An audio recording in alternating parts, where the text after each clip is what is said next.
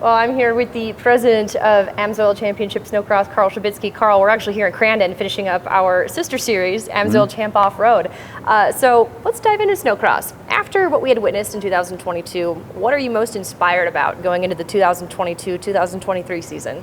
I just think, again, it's cliche, but it's getting more back to normal as we go post-pandemic.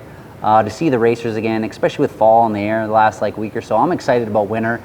There's definitely some changes to the schedule. Again, I just think there's a lot of positive, good things that are happening and ramping up for be a successful series. Well, let's dive into the schedule, if I may. We'll run through it. Starting out this season, we're going to Fargo. Fargo, you guys provided us one of the most epic tracks we had seen in a long time. It was so innovative, and not only that, but this year, AMSOIL Dominator, back to its original format. So tell us kind of the story behind how this one came to be, not only Dominator, but starting out in Fargo. Well, we wanted to start in December. The industry, obviously, we had a lot of meetings and a lot of input. And again, it worked starting in January last 2 years, and we had to, but we felt it was really rushed, or there's just a lot of events in 2 or 3 months. So there was kind of a need to go into December, and the whole entire Chad and his group in Fargo, I mean, realistically, they're one of the only few that are able to pull it off, and they have an amazing snowmaking capabilities and everything there. And like you said, the track is undeniably, it's one of the best. So we approached him or just asked him, is it possible? And he was open to it, which was obviously we were very happy to hear. So we're excited to start there. We're excited to start in December because again, just gives us a little bit more breathing room with the rest of the schedule. And it's such a cool track, such a cool place. And hopefully we don't get negative 20-degree weather because that place is something special. But in December, I think maybe we'll get a little bit better weather. And, Chad Onset, he's been so great because I love his vision of wanting to grow the sport and starting with the kids and the youth and building up that side of it. So a great partner. And what you had said too about starting earlier, it not only gives us time and the race team's time between races, but in the event, if an event has to be postponed, like Deadwood last year, it allows some wiggle room in the schedule. And that makes everything easier. So from there, we're on to Pertex Snocross National in Shakopee. What do you love most about that one? Well, I mean, to me, it's going to always be our Super Bowl. If anyone's been to that facility, it's just absolutely amazing, and it has so much history, and we just love being there, and that weekend seems to work well. We actually just moved it back one weekend because of the new year, but around that same time, so it's been very successful for us. They're very happy, and we're always happy, so it's kind of like a huge event for us and for the series. And then on to Deadwood from there. So Deadwood, always one where it's a packed house. Even last year with the reschedule, you would think that would hurt us maybe with attendance, but no, those fans always show up and pack the house. So yeah, what can we look forward to in Deadwood? Well, it's just always, it's so unique. Unless you go there and experience it, it's tough to, I guess, elaborate on of that, the feel when you're in the mountains, the close quarters, the town, the people, they're amazing. So, I mean, again, we couldn't be happier. We're going to be there long term. It's definitely one of our iconic events. So again, I look forward to another normal year. Hopefully they get some snow. It's kind of an odd year. But yeah, I'm excited to be back, and I think everyone is. What turned out to be, at the beginning of the track's too small and this and that, it's now turned into something that people look forward to. I know it's definitely one of not only our staff's favorite, but a lot of people's favorites because they look forward to, again, that town, the people, the experience. It's definitely one of the larger ones. Then we go to New York. How much of a demand was there to get back to New York? Wow, well, it's unbelievable. Last year it was so cold there, and the people and the fans. So again, we have a great relationship with the casino, and they've been very gracious with us and always set us up with a great facility. So the track and the people there, I mean, it's electric. It's the people, it's the crowd, what draws us there. So we've been going there a long time, and we have a multi-year agreement there. So we're not going anywhere anytime soon. We just hope to grow it. Some of the goals this year for all the races is to bring in more activities for families.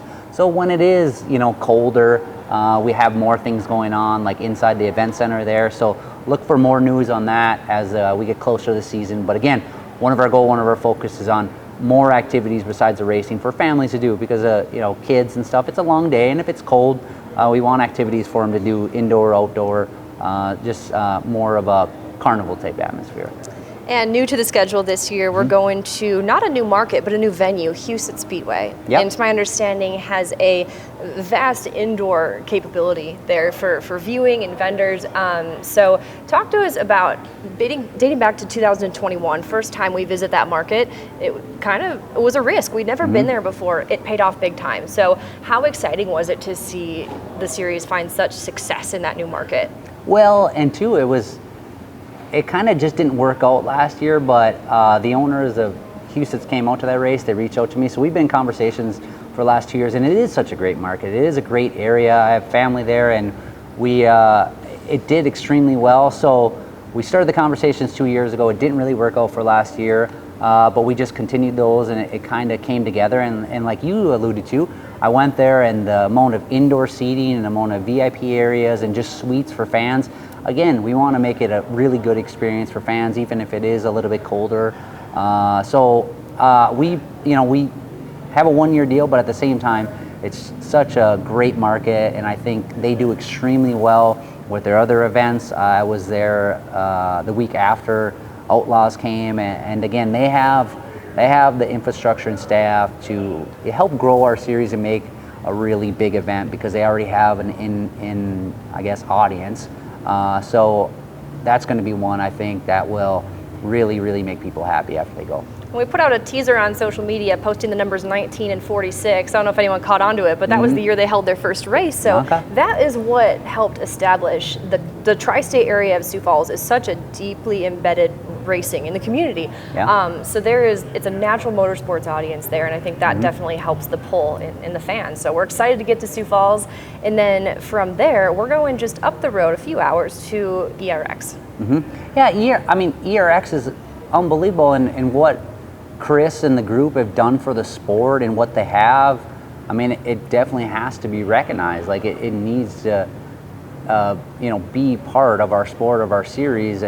Because again, those are where the kids, the next future stars, grow up riding and racing, and they do just top notch. Everything is just top notch. From the track last year was probably one of the coolest tracks that I've ever seen since I've been involved, or even the last 20 years. So again, it's going to be amazing. Hopefully we get better weather. It was cold, and we were talking with Chris and Heidi in the group, and it's like in March we should get warm weather. So we're looking forward to that, and it's always great to work with that group, because again, super professional, top notch, and it is literally the core of our sport. Is that Elk River area. I mean, it's kind of California, Southern California to motocross. So we're happy to be back. And then we're getting into the last leg of the tour. Does that bring us to Cannonsburg? Yep. I believe, ending the season with a couple of ski hill tracks. So Cannonsburg last year, 2022, was our first full official visit there. Your thoughts on Cannonsburg and what inspired us to come back this year? Well, we love Michigan. Obviously, there's a lot of racers in Michigan. It's always been a good territory, good market for us.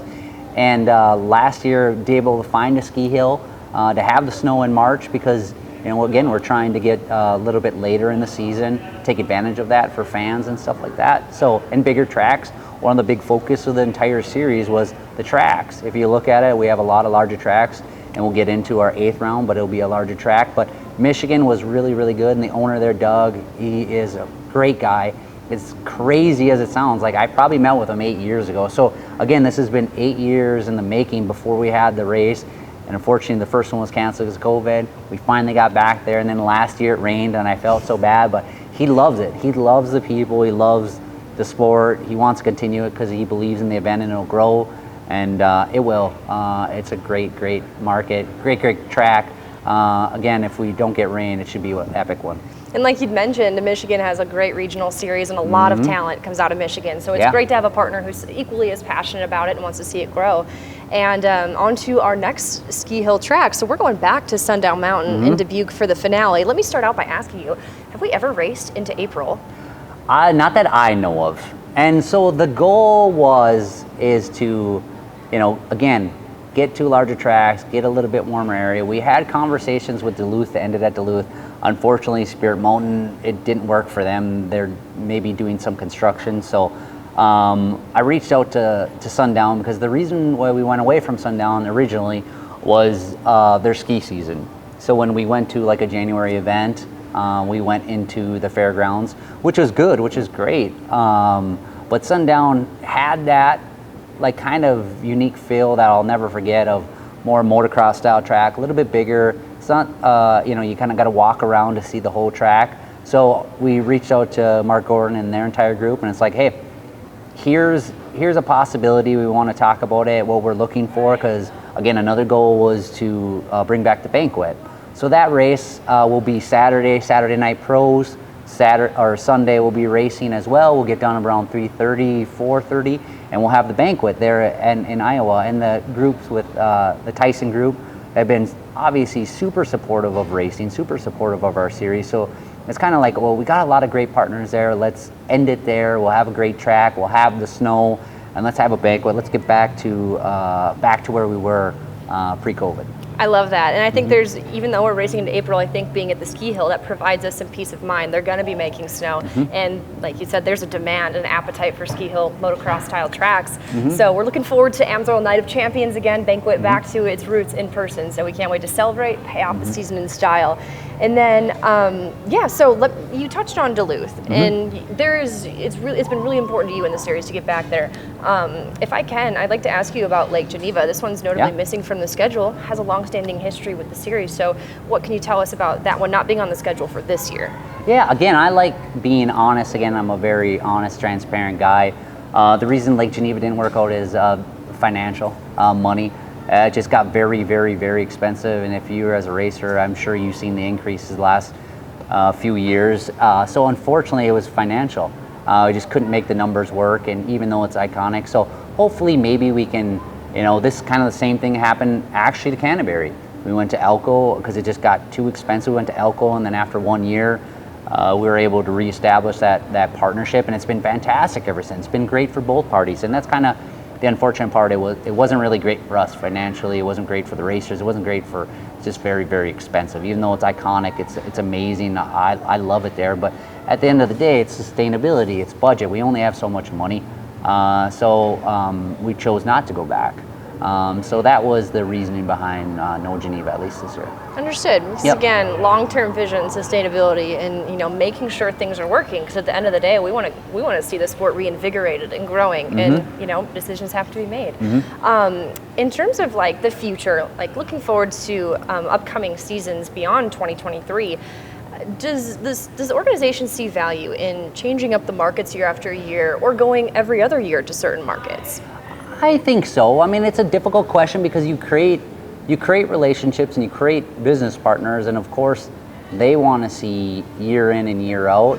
But it is, like, I guess I haven't really thought too much about it, but it is a good idea, especially if you are truly, helping the cause or getting into a new market, to maybe show some people what Snocross is or what it's about, or reaching that market, like again in Michigan, where there's a lot of racers, and having a race there, like in New York, having a race there, things like that. And I think there is importance there, but at the same time, we're all in this together. We're with the racers, with the families, so we have to make sure that it not only works for us for a series, it works for spectators, it works for racers. It's kind of just better for everyone. And there's a lot of pros and cons, and I know there is, a lot of people, definitely disagree with some of our decisions, but at the end of the day, we're just trying to do what's best for the sport, and trying to do what's best for the racers, and just trying to make Snocross and show people the amazing sport that it is, because it's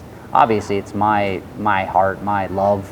I grew up racing. My dad had a snowmobile in my hands at 3 or 4 years old. So again, like, there's nothing more I want in this world, just to have a good, healthy series, and to see families come to the races, have a great time, create memories, and enjoy the sport, and walk away from it happy. And I think that's so awesome, and that's what it's all about, is building that connection between racer and fan, and creating lifelong fans, and making it valuable for the racers to keep coming back, because without them, none of this is possible. Another big exciting change, I know we're near the end here, we got to run to a meeting, but snow bike racing this year. We are going to do a Triple Crown, a special marquee mini series for snow bikes. What can you tell us about that? Well, we're going to go to the somewhat larger tracks. We wanted to do a Triple Crown. We wanted to put more focus on it. TV, we're trying to raise money for a larger purse. The goal is to not spread it out, because a lot of people, it's tough to travel. And we want to grow those numbers, and hopefully with the restrictions and stuff, we can see more racers. But the goal would be Canterbury, ERX, and Iowa. So look for more details as we get closer to the season, but that will be one thing that I think will be cool and something different. That really excites me, especially these tracks for the snow bikes, these big wide open tracks. It's exciting, and it's undeniable, the racing product they provided last year. Yeah. Some of our most viewed highlight of the year was the snow bike race. So very excited about that. Well, Carl, thank you so much for sitting down with me. It's great to learn more about what went on behind the scenes and some of the decisions that went into providing this year's schedule. So on to 2022, 2023. We got racers returning, a new venue, and so much more. So stay tuned for more details. You can tune in this season on Flow Racing, but be sure to check out our full schedule. Visit snocross.com. Take care.